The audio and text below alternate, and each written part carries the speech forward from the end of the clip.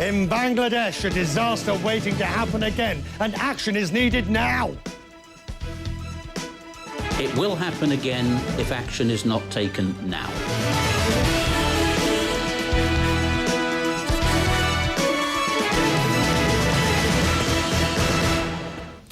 Now, our coverage of the collapse and disaster of the building in Bangladesh.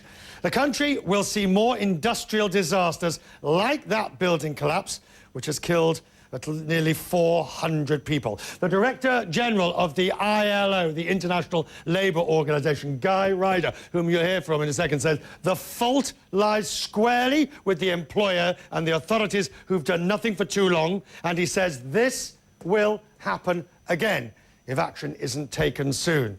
Earlier, I asked ILO's chief, Guy Ryder, to be brutally honest about where he places the responsibility. How much do you and I bear for the fact that we push prices of garments down? Guy Ryder is in no doubt where the blame lies. Well, I think that the responsibility lies very, very squarely on the shoulders of the employer directly concerned, but also on the authorities in Bangladesh, which simply, for too long, have refused, in the face, this isn't the first time, of repeated tragedies of this nature, they've refused to act to take the measures which are necessary. And, you know, without action right now, this will happen again. We all know it. Now, are we all guilty because we want to buy cheap clothes in the high street? I don't think we can say that the consumer is guilty, but I do think the consumer and the buyers in the high street can really make a difference. They can bring real pressure to bear to make the needed changes happen, and they should make their voices heard.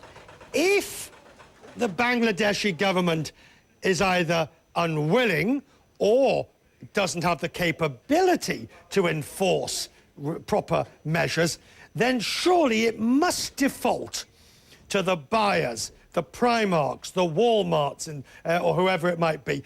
They are the ones with the economic power to actually get something done. Look, everybody has to play their role in all of this. The ILO will be in Dhaka tomorrow talking to the government. We want to see the government adopt a national plan on building and fire safety. This is not beyond the capacities of government. It is entirely within the government's capacity to adopt and implement such a plan. We want to see the government adopt appropriate legislation in the field of labour, which it's failed to do for a very long time. Those are things that can start tomorrow. We're talking also with the buyers, and we've met with them recently. My belief is the buyers, for all sorts of reasons, they want to do the right thing, they want to safeguard their own reputation. They also have an interest in definitely not being associated with this type of tragedy. So yes, they have a role to play. They have to insist that they will source only from safe workplaces where people are working in acceptable conditions. You know, this is a market worth $19 billion a year to Bangladesh. They care about that money. It's an important lever, and the buyers are one of the actors who can help us to make a difference so that these appalling tragedies simply do not happen again. You're not quite shrugging your shoulders in this, and in a sense, but there is a certain fatalistic view that you have that's coming across, that it will happen again, and that the parties involved don't seem willing to take the necessary steps. No. It will happen again if action is not taken now. And that is precisely why my colleagues will be in Dhaka talking to the government, to employers. We are working with the buyers to make sure that action is taken now before it is too late.